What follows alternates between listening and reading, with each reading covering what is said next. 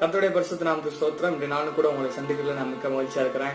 இயேசு கிறிஸ்துவின் நாமத்தினால இந்த நாளிலும் கூட நாம் அவருடைய பிள்ளைகள் அப்படின்னு சொல்லி நம்ம தொடர்ந்து பார்க்கிறோம். முதல் நாள் நம்ம பிள்ளைகள் பார்த்தோம், ரெண்டாவது நாள் பிள்ளைகள்னா சுதந்திரம் பார்த்தோம். இன்னைக்கு பிள்ளைகள்னா நம்மளால என்னென்ன செய்யக்கூடிய காரியம், என்னென்ன செய்யலாம் அப்படின்ற ஒரு சில காரியங்களை நம்ம இன்னைக்கு பார்க்கலாம்னு ஆசைப்படுறேன். என்ன அப்படின்னு பாத்தீங்கன்னா, யோவான் சுவிசேஷம் 1:12 நம்ம வாசிக்கிறோம். அவரை ஏற்றுக்கொள்வது எப்படி? விசுவாசத்தின் மூலமாக நாம் ஏற்றுக்கொள்கிறோம். ஏனென்றால் அவர் எனக்காக எல்லாம் செய்து முடித்து விட்டார் என்று சொல்லி நாம் அவரை ஏற்றுக்கொள்கிறோம். அதுக்கப்புறம் நம்ம ஏற்றுக்கொண்டதுக்கு அப்புறம் நம்ம ஒரு சில வேத வசனங்களை நாம் வாசிக்கலாம். யோவான் சுவிசேஷம் 14:12 நாம் வாசிக்கலாம். மெய்யாகவே நான் உங்களுக்கு சொல்லுகிறேன், நான் என் பிதாவினிடத்திற்கு போகிறபடியினால் என்னை விசுவாசிக்கிறவன் நான் செய்கிற கிரியைகளை தானும் செய்வான், இவைகளை பார்க்கலும் பெரிய கிரியைகளையும் செய்வான். ஆம் பிரியமானவர்களே, இந்த நாளில் கூட இதை கேட்கும் பொழுது நமக்கு ஒரு வித்தியாசமான ஒரு இதா இருக்கும். ஏன்னா ஒரு சில காரியங்களை பார்த்தோம்னா நீ சொல்லும்போது இதனால முடியாது அப்படின்னு சொல்லி நம்ம சொல்லுவோம். ஆனா இங்க இயேசு அவருடைய வாயினால அவரே சொல்றாரு, மெய்யாகவே மெய்யாகவே அப்படின்னு சொல்லும்போது உண்மையாகவே உண்மையாகவே நான் என் பிதாவினிடத்துக்கு போறதுனால நான் செஞ்சதையும் நீங்க செய்வீங்க, என்னை காட்டிலும் மேலானதையும் நீங்க செய்வீங்க அப்படின்னு அவர் ஒரு உறுதி அவரை கொடுத்துட்டு தான் இங்க போறாரு. அப்போ இதெல்லாம் நம்ம இதை இன்னும் புரிஞ்சுக்கிடாம நம்ம என்ன பண்றோம் அப்படின்னா, இன்னும் நம்ம அநேக நேரங்களை எனக்கு வேற யாராவது ஒருவர் உதவி செய்வாரா, இல்ல வேற யாராவது அற்புதங்களை செய்வாங்களா, வேற யாராவது ஏதாவது ஒண்ணு செய்வாங்களா அப்படின்றத நம்ம பாக்குறோம். ஆனா நம்மளால முடியும் அப்படின்றத நம்ம விசுவாசிக்கும் பொழுது இதை எல்லாவற்றையும், அதாவது அவர் கடலை விளக்குனாரு, குஷ்டரோகியை சுஸ்தமாக்குனாரு, குருடர்களை பார்வையிட செய்தாரு, இப்படி செவிடர்களை காதுகளை கேட்க வைத்தாரு, ஊமையானவனை பேச வைத்தார். இது போல அற்புதங்களை நாம் பார்த்தோம். இதையும் செய்வான், இதை காட்டிலும் மேலான ஒன்றும் செய்வான்னு சொல்லி நம்ம பாக்குறோம். அதே போல இந்த நாளையும் கூட நீங்கள் நானும் இதை காட்டிலும் மேலான ஒண்ணு செய்யறது தேவன் நம்மோடு கூட இருக்கிறாரு. அதை அவர் சொன்னவரும் நம்ம கூட தான் இருக்கிறாரு. அந்த வார்த்தை உண்மையானது. ஏன்னா நேற்றும் இன்றும் என்றும் மாறாதவராய் அவர் இருக்கிறாரு. வானம் பூமி முழுந்து போனாலும் என்னுடைய வார்த்தை ஒளிந்து போகாது அப்படின்னு சொல்லுது. அப்போ நாம் ஒவ்வொரு நாளும் இதை குறித்து நாம் அதிகமாக பார்க்க வேண்டும். ஏனென்றால் நீங்க சும்மா இருக்கும்போது இல்ல ஏதாவது ஒரு வேலை பார்த்துட்டு இருக்கும்போது நீங்க நினைச்சு பாத்தீங்க அப்படின்னா, நான் என்னால இது முடியுமா அப்படின்னு சொல்லுங்க. ஏன்னா நம்மளுடைய வாயின் வார்த்தை எப்படின்னு பாத்தீங்கன்னா, இது முடியாது, இது நடக்காது, என்னால எதுவும் செய்யவே முடியாது அப்படின்ற ஒரு வாழ்க்கைக்குள்ளதான் நம்ம இருக்கிறோம். ஆனா நம்ம இதெல்லாம் திரும்பி பார்க்காம என்னால முடியும், என்னால இதெல்லாம் செய்ய முடியும், இது என்னால இதெல்லாம் நடக்கும் அப்படின்ற ஒரு மைண்டுக்குள்ள, அதாவது அந்த ஒரு வார்த்தைக்குள்ள நம்ம வரும்பொழுது எல்லாவற்றையும் நேர்த்தியாக நம்மளால செய்ய முடியும். அதனால நீங்களும் நானும் இன்னும் அநேக காரியங்களை செய்ய முடியும். ஏன்னா நீங்க நானும் அவரை விசுவாசிக்கிற ஒரே ஒரு பொருள், அதை விசுவாசிக்கிற ஒரே ஒரு கிரியையினால, விசுவாசிக்கிற ஒரே ஒரு செயல்னால நம்ம எல்லாவற்றையும் செய்ய நமக்கு வழி உண்டு. எல்லாவற்றையும் செய்ய நம்மளுக்கு என்ன இருக்கு? தகுதி இருக்கு. இதே நம்ம அப்போஸ்தலர் 10th நாம் வாசிக்கலாம். அப்போஸ்தலர் 10th அப்போஸ்தலர் 10th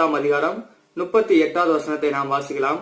நசரனாகிய இயேசுவை தேவன் பரிசுத்தாவினாலும் வல்லமையினாலும் அபிஷேகம் பண்ணினார்.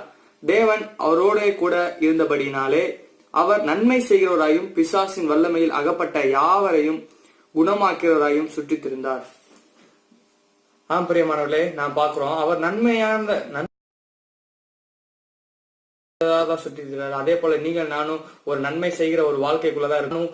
இந்த உலகத்துல இதே போல நன்மை செய்ய நம்ம எல்லாரும் சுற்றி வரணும் அப்படின்னு சொல்லி ஆசைப்படுறேன். ஏன்னா இதெல்லாம் நம்மளால முடியும் அப்படின்றத நான் குறிச்சு பேசிட்டு இருக்கேன். நீங்க எப்படி என்னால முடியுமா, நான் என்ன தகுதி இருக்கு, எனக்கு என்ன தகுதி இருக்கு, நீங்க அவரை விசுவாசிக்கிறீங்க, நீங்க அவருடைய பிள்ளைகளா இருக்கிறீங்க, இது ஒண்ணு போதும் அதுக்கு தகுதி.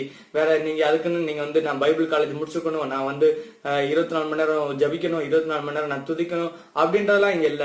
நீங்க அவரை ஏற்றுக்கொண்ட விசுவாசி அப்படின்ற அந்த ஒரு தகுதி மட்டும் போதும். ஏன்னா தகுதி இல்லாத பிள்ளைகளுக்கு தகுதியை கொடுக்கறதுதான் அவருடைய வேலையே. 28th 19-20 நாம் வாசிக்கலாம்.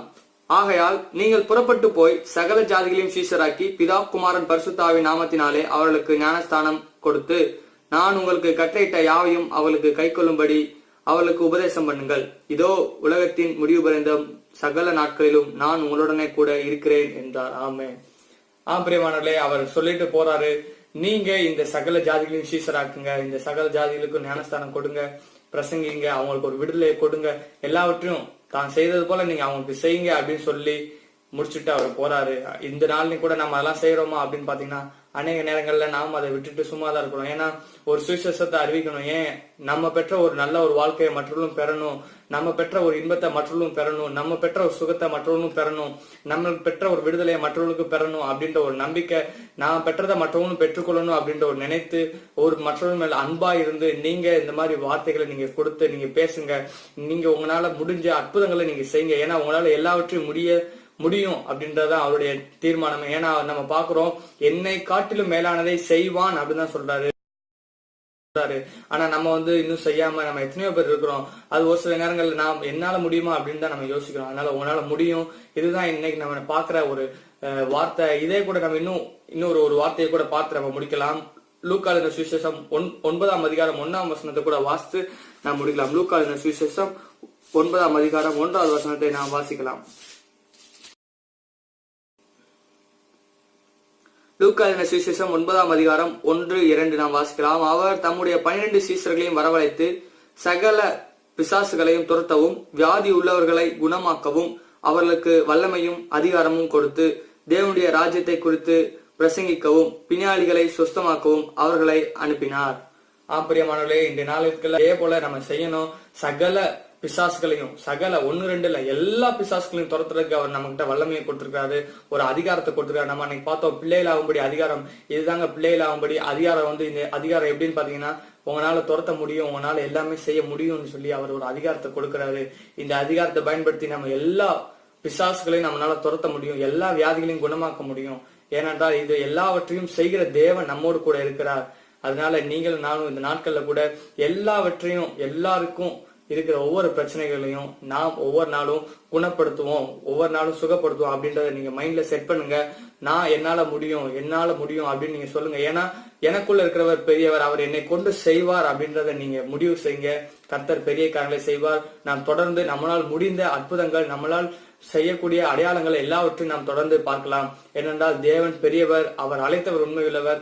அவர் அழைத்து நம்மளுக்கு ஒரு அதிகாரத்தை கொடுத்து இந்த உலகத்தை இருக்கிற எல்லாவற்றையும் அவர் தீர்த்து எல்லாவற்றையும் ஒரு சுகப்படுத்துவதற்காக நம்மளை கையில கொடுத்துட்டு அவர் போயிருக்கிறார். அதனால நம்ம கண்டிப்பா நம்ம சுகப்படுத்துறோம், கண்டிப்பா ஒரு விடுதலை நம்ம உண்டாக்குறோம், ஒரு பெரிய ஒரு மாற்றத்தை இந்த இந்திய தேசத்துல நம்ம பார்க்க போறோம். கர்த்தருடைய நாமம் மகிமைப்படுவதாக. God bless you. கர்த்தர் தாமே உங்களை ஆசீர்வதிப்பாராக. ஆமென்.